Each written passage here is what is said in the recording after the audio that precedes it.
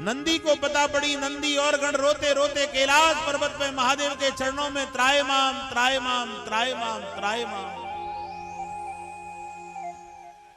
महादेव जागो, महादेव जागो, महादेव जागो। महादेव के नेत्र खुले और महादेव कहने लगे, तुम सब कैसे रो रहे हैं कि गजब हो गया, अनर्थ हो गया कि क्या, कि माता सती ने पिता की यज्ञशाला में अपने प्राणों को त्याग दिया।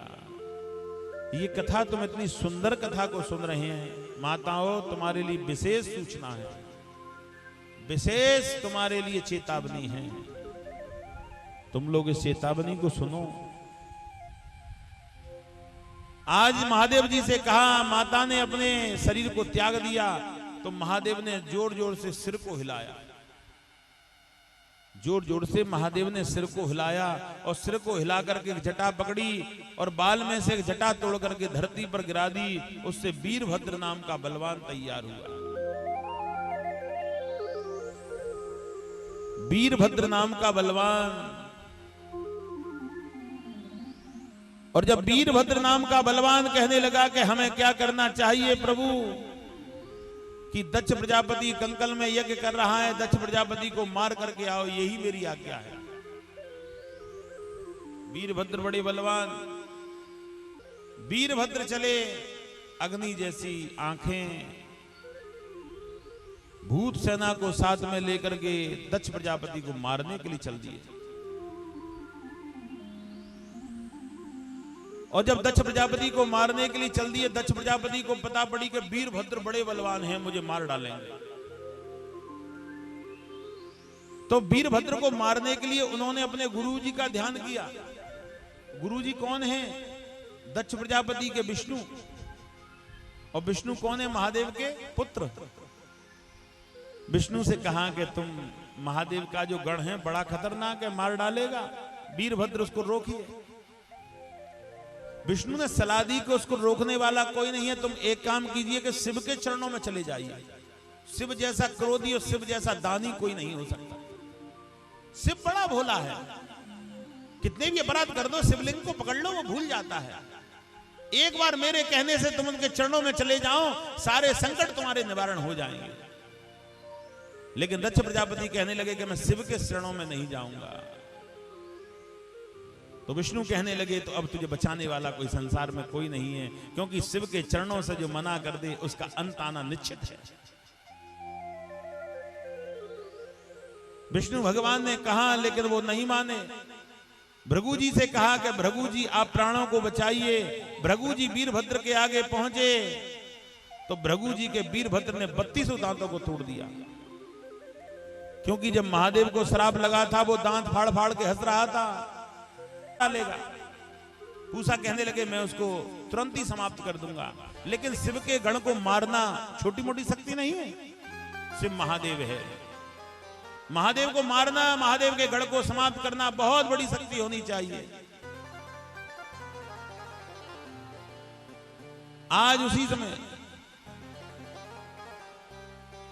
जब भृगु जी मारने के लिए आए, भृगु जी को पकड़ा, दाढ़ी मूंछों को खाड़ करके हवन कुंड में फेंक दिया। क्योंकि जब शिव जी को श्राप लगा तो दाढ़ी मूंछों पर हाथ फिरा फिरा के बड़ी जोर से प्रसन्न हो रहे थे, उनको भी मार डाला। आहा, सबसे पहले जब यज्ञशाला में जहां स्त्री बैठी थी, वीरभद्र ने सबसे पहले स्त्रियों को वहां से भगाया कि आप जाइए, क्योंकि आप माता हो। उसके बाद में यज्ञ कुंडों को तोड़ना प्रारंभ कर दिया। उसके बाद में दक्ष प्रजापति के गणों को मारना प्रारंभ कर दिया।